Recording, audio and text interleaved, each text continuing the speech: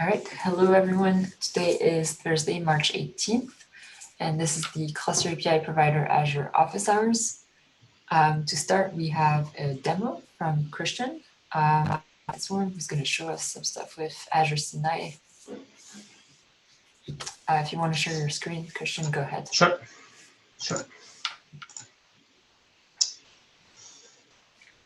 All right, you should be able to see my terminal. Is the font big enough? It's good for me. All right.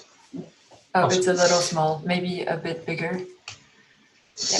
Okay, so first of all, the environment. This is a very basic out of the tutorial kind cluster with the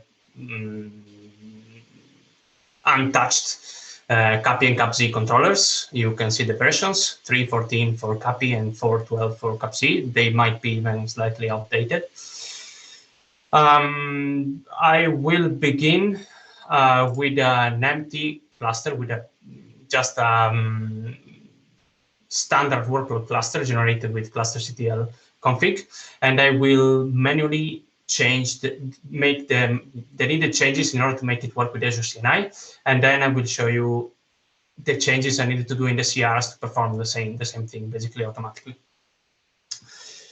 So in my screen right now at the top, you can see a watch on kubectl get nodes. The cluster is just one control plane machine and one machine deployment. You can see that the status is not ready because there is no CNI at the moment. And as I said, it's just a standard one, nothing surprising. In the left pane here, I'm SSH into the control plane node. In the right pane, I'm SSH into the machine deployment node. Let me open the Azure portal. Let me increase a little bit here. So the first thing I need to change is for both NICs, I need to enable IP forwarding because that's a requirement for Azure CNI. So let me quickly do it. 1 and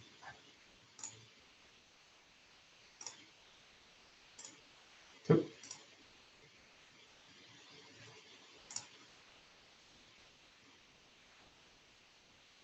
Okay, let's give it a sec. Awesome. The next thing I need to do in the controller manager static pod manifest, I need to enable the allocation of CIDRs because, of course, we need IPs for every node, for pods in every node. So just flipping it. Let me check that it actually restarts. Okay, there it is with the flag swap. Perfect. Another thing I need to do, and this comes from the documentation of Azure CNI, I need to set masquerading from the pod CIDR in all machines in the cluster, and that's needed for outgoing traffic as far as I understood. So I will just do it. And the last step, what we are missing right now, is basically to initialize the CNI. And how we decided to do it, let me quickly quit from the SSH in the machine here. We use Calico for that, and Calico with disabled CNI. So we use Calico just for IPAM and network policy, basically. I will show you the manifest in a second, but just let me apply it.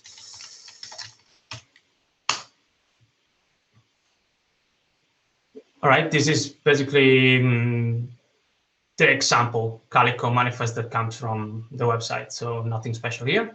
If I am lucky, in a couple of seconds, this node should become ready. Okay, there they are. So we are basically running now Azure CNI. You might think that should be it. Let's give it a try, because I might have a surprise. Let me just spawn a random pod.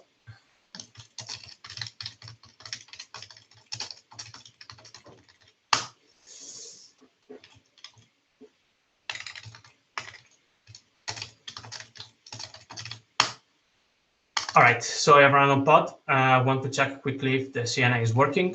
First of all, let's check for reachability of the API server using the service, so internally.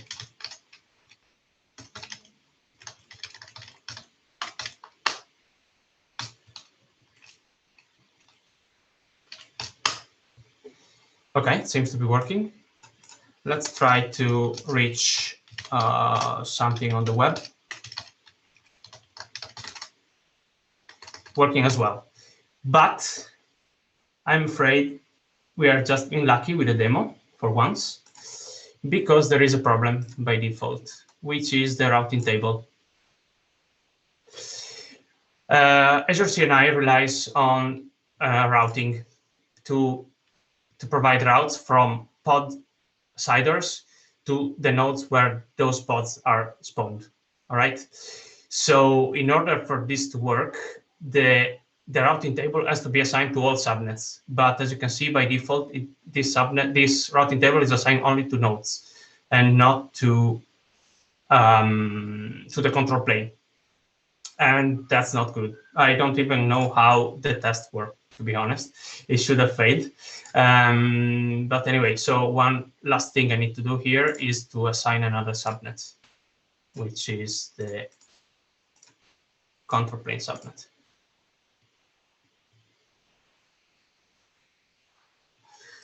And now we should have a properly working CNI. Okay, as I promised, let's quickly have a look at the Calico manifest that I used.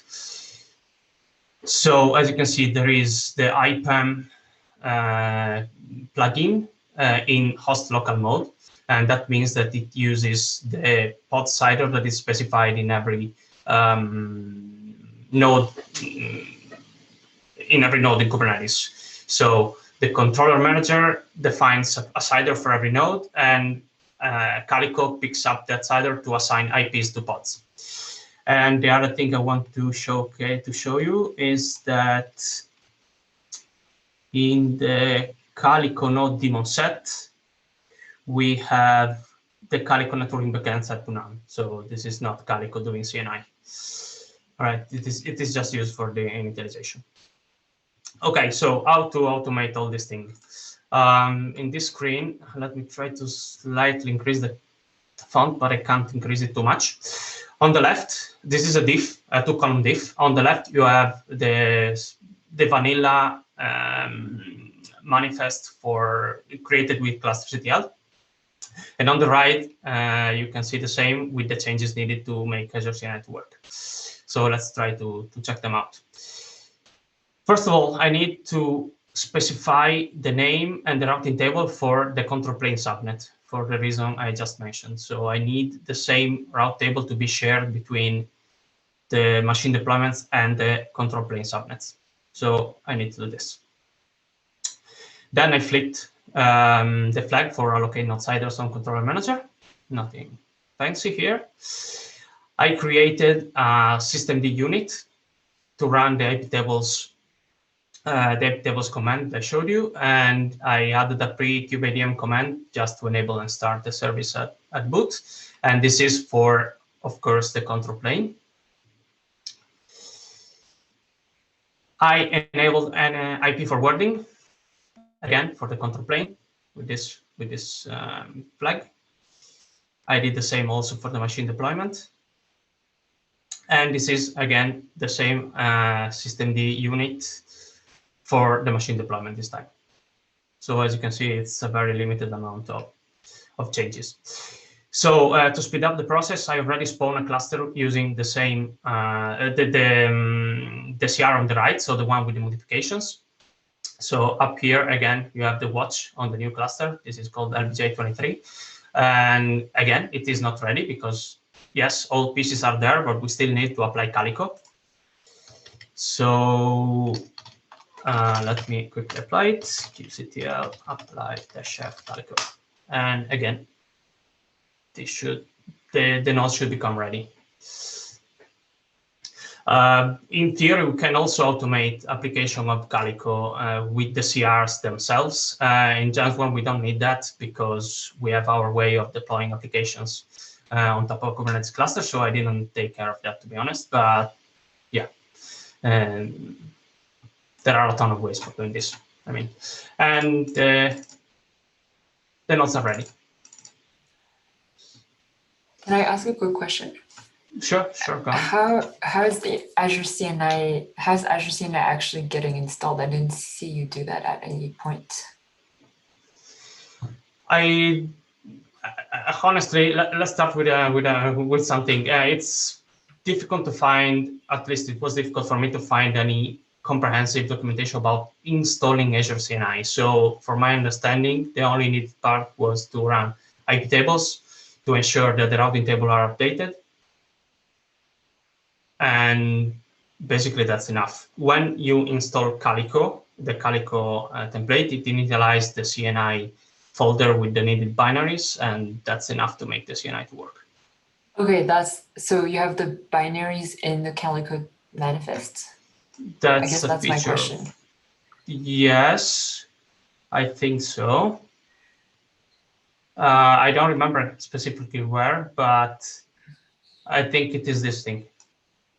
This part of Calico is just initializing the CNI, creating the binaries and so on and so forth. Oh, so you have a giant swarm image CNI. No, it's just no, it's not custom. It's just a retagging. A retagging of upstream Calico image called CNI. So is that Calico or Azure CNI? It's Calico. So didn't you say you weren't using Calico CNI? Sorry, I'm confused. Yeah, the binaries come from Calico CNI, but this is Azure CNI. I mean, I might be missing some point here, I'm sure, but if I now go to the CNI bin, there are binaries here.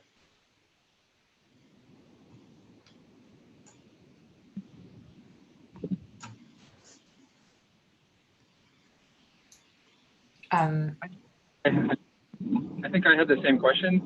I didn't think Azure CNI needed route tables to work because everything's on the network. And so, are you able to find the Azure CNI? I'm driving, so I can't quite see, but are you able to find the Azure CNI binary on the node?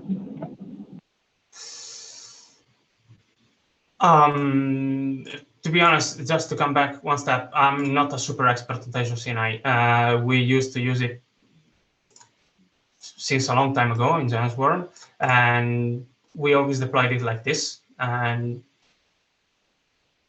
we just thought that was enough. So maybe we are missing some point here. I don't think there is any Azure CNI specific binary here. Yeah, so I think what's happening is that you're using Calico's local node IPAM instead of Azure CNI. And so instead of like installing all of Calico's IPAM that lives up in the cluster, you're using like a host local IPAM. And that's why you need to turn on IP forwarding and also enable those route tables. Whereas I'm pretty sure with Azure CNI, you don't need to turn on the route tables because everything's kind of a flat network. But I'm driving, so I'm only kind of listening in, but maybe we can take a look later and see if we can figure that out. Yeah, that seems right to me. Thank you, James. Because I would expect to see the Azure VNet and Azure VNet IPAM binaries for Azure CNI if you're using like the Azure CNI binaries underneath. This Yeah, they are not looks like there it's for using sure. Calico. Yeah, but the networking backend for Calico is disabled. That's 100%. Okay, so you're not okay. Yeah. There is no Calico IP or IPXLAN, nothing like that. Sounds good. But yeah, thanks for the demo. That was very, very clear. Does anyone have any questions? Yeah, this is the same setup that we use for IPv6 with Calico. So cool to see it happening this way too.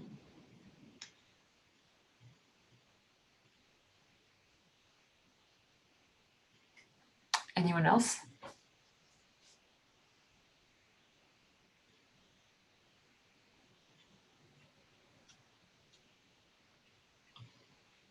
All right. Yeah, let's follow up question. I am very interested in this. So if you want, we can pair something and try to see Absolutely. what's missing. Okay. All right. Let me share my screen. And go back to the agenda, which is still looking pretty empty. So this might be a quick one, but Nader, you want to talk about V050? Go for it. Yeah, there's a milestone called 5.x, and then I was going through it, and like 5.0, and there was some of the things seemed like that we would want them from the first release in the new .5, because like changing the APIs and all that. I think we would want that first. So I thought we can quickly go through and see what we want to, if we want to change anything on that. Yeah, sounds good. I think in general, anything that's a breaking change or an API change, we should target in 5.0. And then anything else that's just like in the next semester, but doesn't have to be in the .0 release, then that can be in 5.x. There's also, yeah, like the rename Azure Machine Template, for example. I think experimental, we want to take a look at that. It's been a while. Yeah, definitely redesign the user-facing API. This one, I think that one has a bunch of to-do items in it already, so we just need to go through them and decide which ones we still want to do. The sensitive bootstrap data thing, that's going to go hand in hand with the proposal in Cluster API for node attestation. So I think that's already being handled, but that's probably not going to be in 5.0. Bootstrap failure detection, I think it is going to be, just because I have a PR open for it already.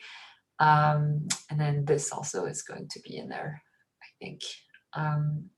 Is there anything else that I'm missing that anyone is working on, or from this list? And I'm sure there's other things that aren't even in this milestone right now.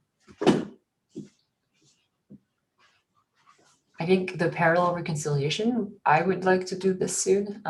It's not something that is like related to the API or anything though, so it doesn't have to be in the .0 release. Do we want to get also like the new thing David was working on, like the machine thing? Which machine thing? The machine pool machine, I think it was called. Oh, I thought that was already in there. Yeah, I think it's this thing, right? Okay. Is there anything in here that should not be in here? Like the GPU operator, is that really something that is 5.0 release blocker? I don't think it's urgent. I know Shyam was working on it, but I don't think it needs to be there. I'll move it in 5.x. Doesn't mean we don't want to do it. It's just that it's not release blocking. Oh, come on, GitHub. Okay. Yeah, I think multi-tenancy support for AKS clusters we kind of have to do, just because otherwise it's going to make deprecating the manager credentials a lot more complicated if we still have to keep them around for AKS one more alpha version or one more API version. Is there anything in next that has to be in 5.0 or that is a breaking change that is important? Perhaps changing the branch. Yeah, so I asked about that, and basically there's steps to do it. I put it in the issue that's published by Kubernetes, but they said they recommend not doing it if you have too many PRs, because it's going to re-trigger all the jobs and all the PRs at the same time. So we have a lot. We have like 20 something. So I'm just waiting for it to kind of slow down a bit, and then we can do it. Yeah, I don't know if it's ever gonna slow down though. Yeah. Maybe if we do it like at the end of the day, in the middle of the night for Europe, that might be a bit of a better time to do that, so that we're not like blocking everyone.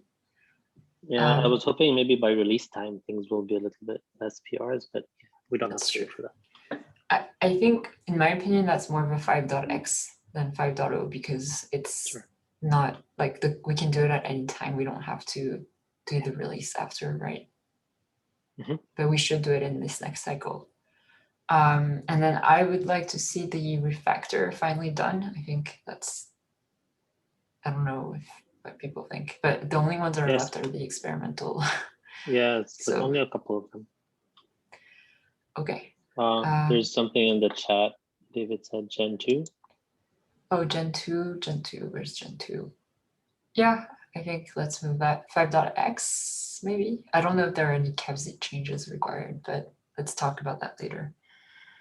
I think this one we'll have to do if we want to not get stuck in 2019.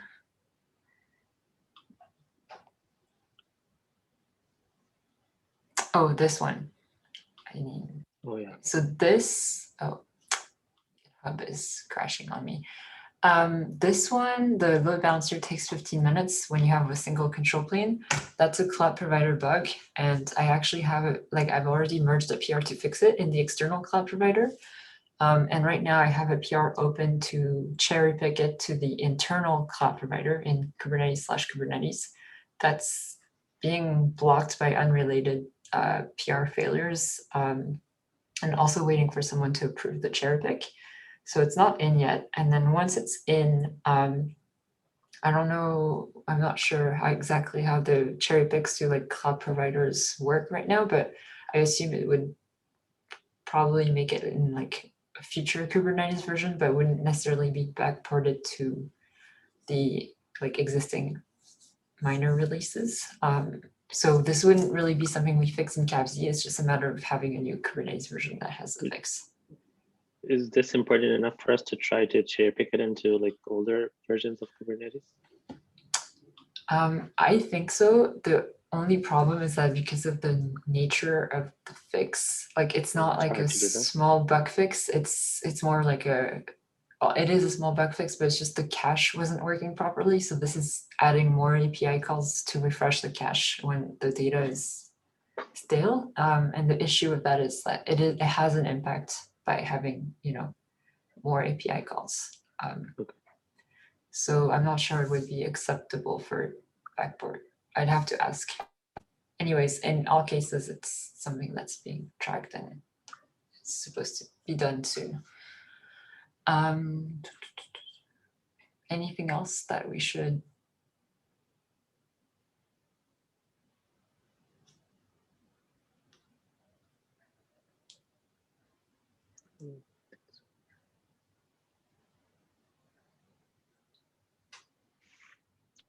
I don't have anything else.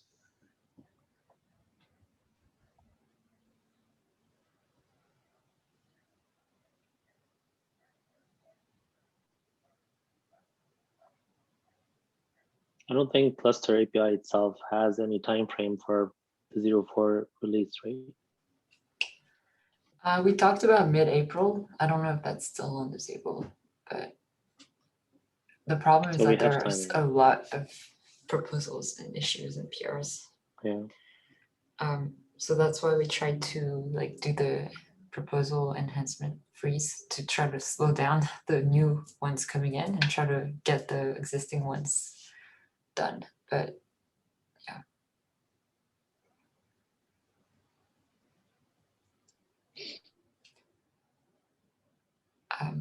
Cool. Does that kind of cover it, Nader? Yep, For now. thank you. Yeah, I think so. You can always revisit later. Let's do regular like milestone like planning, especially in this period coming up to the next alpha release, right? We want to make sure we're tracking what's in there and what should be in there. All right.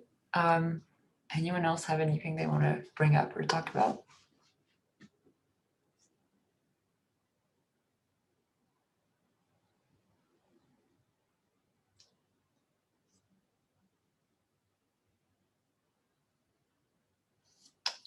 Okay, well, thanks everyone, and have a great rest of your day, and see you on Slack. Bye, everybody. Thanks all. Bye. Everybody. Bye.